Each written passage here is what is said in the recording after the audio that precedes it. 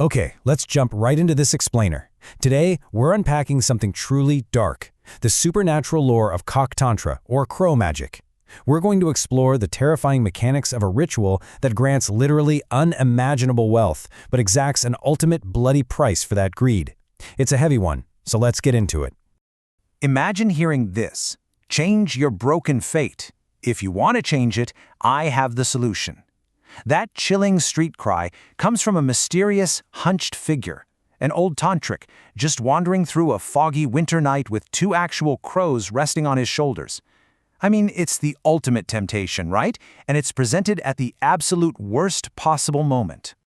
Which brings us to our first section: desperation and debt.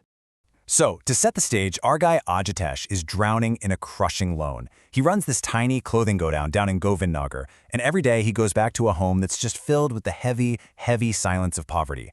Meanwhile, you've got his older brother, Suresh. Suresh is a super wealthy businessman from Lucknow who drops by in his massive car, offering nothing but, condescending pity.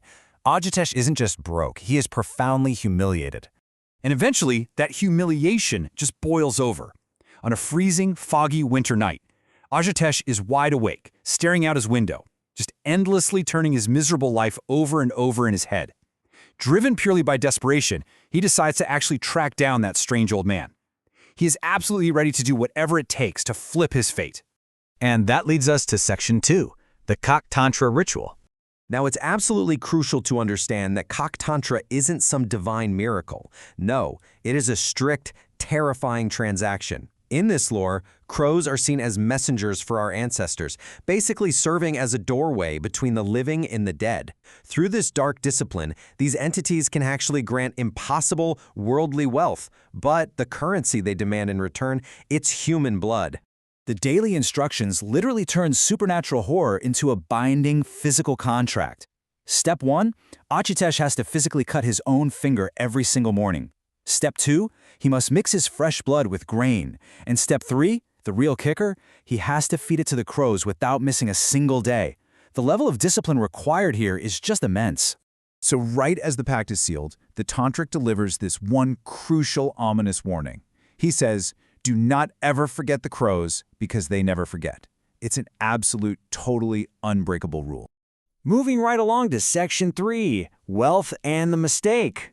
His rise to power is almost unbelievably rapid. Within the very first week, a business deal that had been stuck in limbo for 3 long years miraculously closes. By month 6, massive wealth is just pouring in. He buys a luxurious new house, finally bringing a smile back to his wife's face.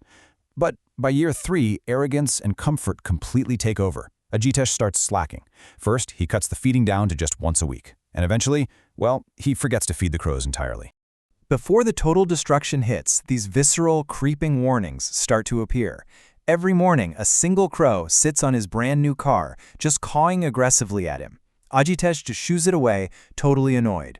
Then, the ultimate warning arrives: a dead crow, right at his front doorstep. And foolishly, Ajitesh completely ignores it. He picks it up with a cloth, tosses it in the trash, and just goes about his luxurious day. Which brings us to Section 4, the curse returns. The disasters hit him like an absolute rapid-fire assault. Heavy business losses start compounding literally overnight. His biggest, most profitable deal abruptly canceled. A trusted business partner commits massive fraud and just completely vanishes into thin air. And finally, his clothing godown actually catches fire. His fortune is drained so fast, it's like someone is actively emptying his safe every single night. It gets so bad that it forces his family to pack up in silence and move right back to their old, rundown house. But here's the thing. Escaping the new house doesn't mean escaping the pact. When he returns to his old home, he's greeted by this terrifying silence. There are literally hundreds of motionless crows covering the roof, the railing, and the nearby peepal tree. They aren't cawing at all. They're just silently staring, waiting for him. They knew he was coming back. And the psychological torture? It begins on his very first night back. Just try to imagine the relentless, maddening tapping of a beak on your bedroom window glass all night long. He looks out, only to see the glowing red eyes of a single crow staring directly at him through the pitch black. Yeah, no thank you. And the horror soon infects his family too. His innocent 15-year-old son grows completely silent. He becomes super aggressive if you even question him, and he spends his days relentlessly drawing black crows in his notebook. He's drawing so furiously that his own hands become permanently stained black from the crayons. The curse has officially taken root inside the house. This brings us to our final section, a gruesome end. The real breaking point hits when Ajitesh looks in the mirror and finds deep, black, beak-like marks actually carved into his own neck. He absolutely panics. Desperate, he rushes back to find the tantric, but what he finds proves there is absolutely zero escape. The old man is lying on the ground, half dead. His clothes are shredded, and his body is covered in deep claw marks, totally surrounded by crows. The tantric just screams at him, "Fool, because of you, I am in this state. They will snatch everything from you." The master of the magic himself has fallen victim to Ajitesh's broken contract. That very night, a truly horrifying metamorphosis takes place. First, Ajitesh's son begins suffering violent seizures, his body flapping uncontrollably like a dying bird. Then the boy's eyes turn glowing red and his face actually blackens. In a totally grotesque twist, his lips morph into a sharp crow's beak. Driven entirely by the curse, the son attacks and brutally kills his own father. As Ajitesh dies, hundreds of crows swarm right into the house to feast. The aftermath is incredibly grim. His traumatized wife and son, who, by the way, returns to normal after the curse extracts its ultimate price, flee the home forever.